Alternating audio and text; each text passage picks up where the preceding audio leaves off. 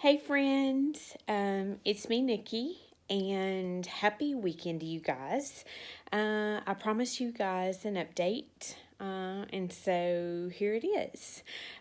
Please don't judge me too harshly for this video, as this is not something that I normally do, even though I love watching you guys that do the live videos all the time, but this is just not me. But there were so many missing and moving parts to my story that I wanted to make sure that you heard everything from me from beginning to end. Just as I said, it has so many missing parts, and just what a remarkable outcome it's had. So, as most of you know, I went for medical treatment to New York City the week of Thanksgiving, and we found Dr. Larry Linky through Brandon's work. My husband, Brandon, works for Medtronic, as most of you know, and he is highly respected in the Medtronic world. Dr. Linky actually has a rod named after him called the Linky Rod, and his surgeries are actually live streamed all over the world. And he actually wears a camera on his head for the live stream videos that doctors everywhere watch him. So he's really one of the most highest respected spine surgeons in the country. And so for me to even get in to see him, I was just in awe because, just for the opportunity for him to look at my case. And so they called last July, and I was over the moon when I heard them say I was a candidate. And so this has been in the works for a long time. And we made the decision as a family that I would go by myself. This was my third time going to New York. I went twice in college. And New York City has a vibe and a smell in the air that no other city in the world has. And if you've ever been there, you know what I'm talking about. But it was really like I had never left. Everything just came right back. Everybody I met, from Starbucks to Manhattan to the subway to the hospital, everyone I met just was so nice. And it was just wonderful. So I go to the hospital day one for a full body x-ray. I show up in radiology, and the x-ray machine alone literally looks like something out of Star Trek. Like it's in a cylinder, and like it does your whole, your full body x-ray. And so after the x-ray, the girl that did it called me over. She said, "Miss Thomas, come look at this." And nothing could have prepared me for what I was about to see. And that was that I am crooked like an S. And I thought, wow, how is this possible? I've had 2 major spine surgeries, roughly $250,000 each. That's $500,000. How am I this crooked? And I said, how was this not caught? I mean, I've had scan after scan after scan. And she said, my only guess is that, maybe they scanned you above and below your fusion. And that's why we do the full body. She said, but Miss Thomas, let me tell you, you are at the right place. Dr. Linky, he's going to help you. So the very next day, I had PT. I met with several doctors, which are called fellows, and they're like understudies for Dr. Linky, and just patient interviews, paperwork. They went over my scans, went over my incisions, went over just every intricate detail of my health case. And so literally, like, waiting on Dr. Linky was like waiting on the Wizard of Oz, because he's just so world renowned, and just like when he walks in the room, everyone is silent. So he came in with about 10 fellows, and the leading fellow, his name was Eduardo, and he was like, this is Miss Thomas, she's from Memphis, she's in her 40s, and just went over every detail of my case. So they went through my scans, just every detail, and they watched me walk back and forth. They looked at my incisions, and they just went over my symptoms and just everything. It was very, very thorough. And he said, okay, you are out of alignment. And it appears to me that your bone never healed, never fused, and it appears that your screws are loose. And I just said, wow. So we talked about surgery and how I felt about that. And I said, can you help me? Just point blank, can you help me? And he said, we will certainly do our best. He said, but, you had DVTs and PEs? I said, 5 of them. And every doctor, it's the same. When I get to the part about the blood clots, their eyes get this big, and they're like, wow, how did you survive that? And I just said, I don't know, but I did. And he said, well, it's going to be difficult. It's very complex with you, your physiology, with, all the blood clots, but we will certainly do our best. So at that point, a surgical plan was devised. They had a plan. They had a pain source. But he said, first things first, we got to get a bone scan. We've got to see why this bone is not healing. And I want to check for early signs of osteoporosis. We got to see why this bone's not healing. And so a surgical plan was devised. And here's my little blue folder. As you can see, it says the Spine Hospital. And inside, hold on just a second. This is my surgical plan. As you can see, it says surgical plan. And, they had a plan to take out my instrumentation and put in all new instrumentation. And, a plan was made. I was going to go back in late April, early May for the surgery. And no one expected the bone scan to show any different. It was just kind of a further confirmation. And so I had the bone scan before I left. There were a few hiccups with getting clearance from insurance because it was Thanksgiving week. So had the bone scan done before I left New York to come back to Memphis. And so,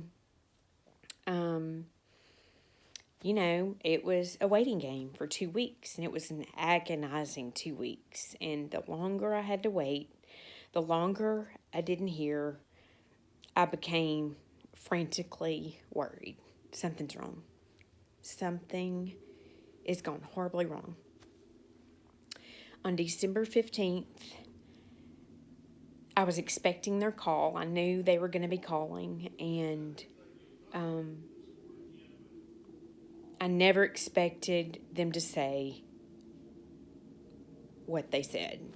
And the nurse said, Miss Thomas, we got your bone scan results back, and unfortunately, nothing lit up on the bone scan that went along with Dr. Linke's original thought. He feels that your condition is inoperable at this time, and he's just not 100% confident it would be successful. And it's just risky. And she, couldn't answer any questions. She was very vague. And she said, well, that's what he said. Good luck to you. And at that moment, I literally had an out-of-body experience. I mean, I shut down. I was like, what? What just happened? We had a plan in place. And I did ask her that. I said, why was the surgical plan? And she said, well, that's what his original thought was. But he's opting out. And,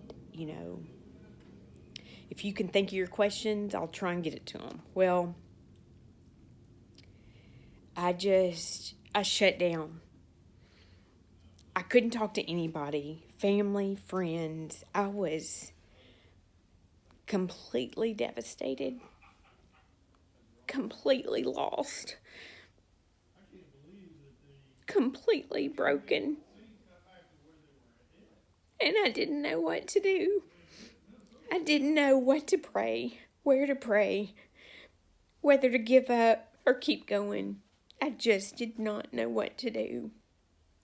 All I could do was cry and cry some more. I just did not understand.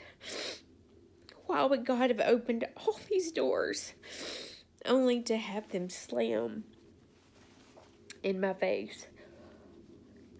So I remember 3 or 4 days after that, I went to church, and I'm on my hands and my knees crying, pleading, please, God, tell me what to do. I'm at a loss. Come to me in a dream. Just please show me the way. So it took a few phone calls, and I thought, I need to speak to Dr. Linky himself.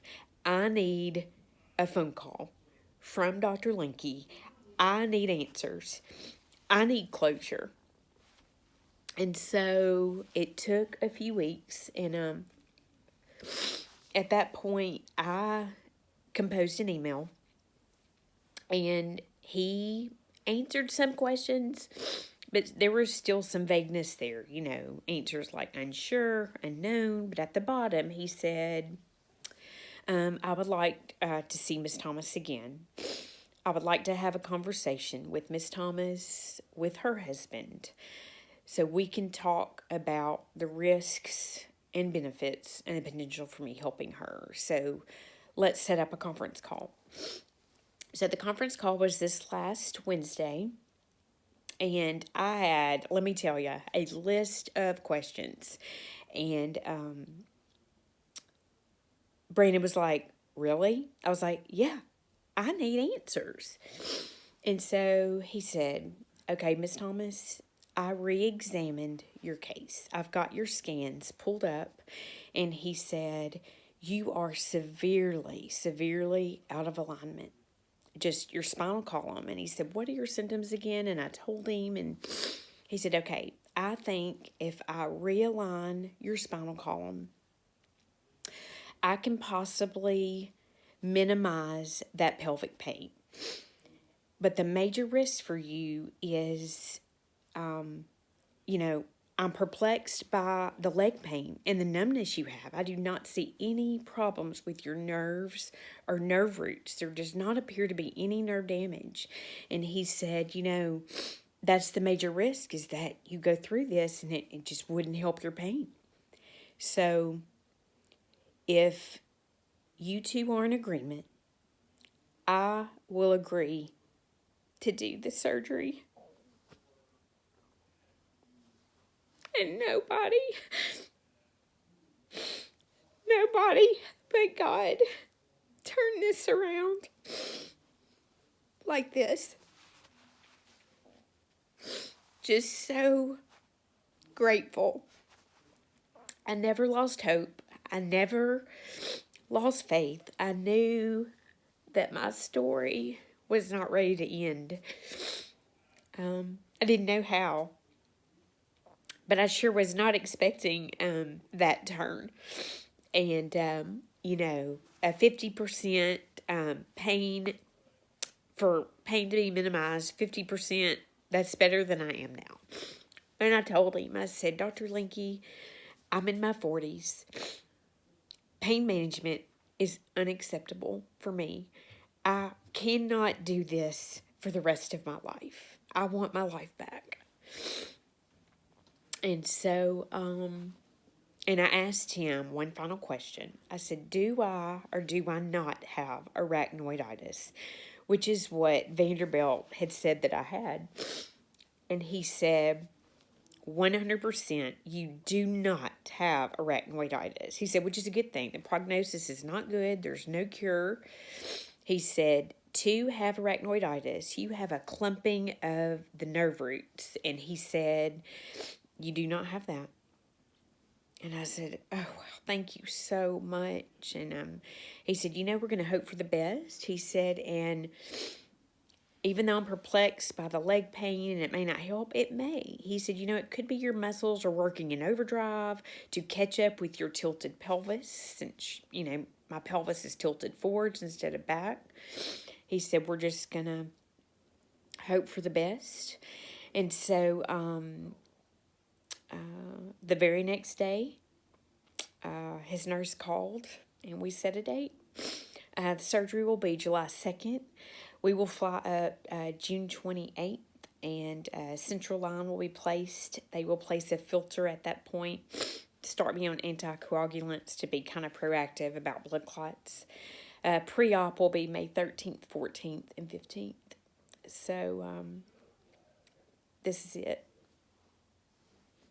Finally, after 4 years and 8 surgeries later, this very complicated and complex puzzle has finally been solved. And God had a plan the whole time. I never lost faith. It was testing at times, but I never lost faith that something was going to happen. And I'll be honest, as painful as this was, the mental anguish I went through the past month and a half was almost worse than the physical. But I would do it all over again in a heartbeat to have this outcome, because man, was it sweeter on the other side. And I say all that to say this: if you or a family member have been given a diagnosis, do not take one doctor's word for it. I mean, get a second, third, fourth, maybe even a fifth opinion. Educate, educate, educate. Research. You have to become your own advocate, as I did. I fought back and I fought hard. And that's what you have to do. You have to take control of your own health. You have to become your own advocate. And I never lost faith. This was definitely triumph over tragedy. And it was definitely where it was faith over fear. And God did this. And as big as my condition is, as many parts of my body that it has affected, God was with me every step of the way. And he had a plan the whole time. And man, was it sweet. And so this is going to be a big surgery. It's going to be a 10 to 12 hour surgery. They will take out all my instrumentation, put it all new. And they are going a whole 5 levels up, all the way to my sacrum. And he said, no, this is a much bigger surgery than what you're used to. But I believe realigning your spinal column is going to help. And this is it. This is it. So thank you guys from the bottom of my heart, my coworkers, my family, my friends. This has been a long, hard road.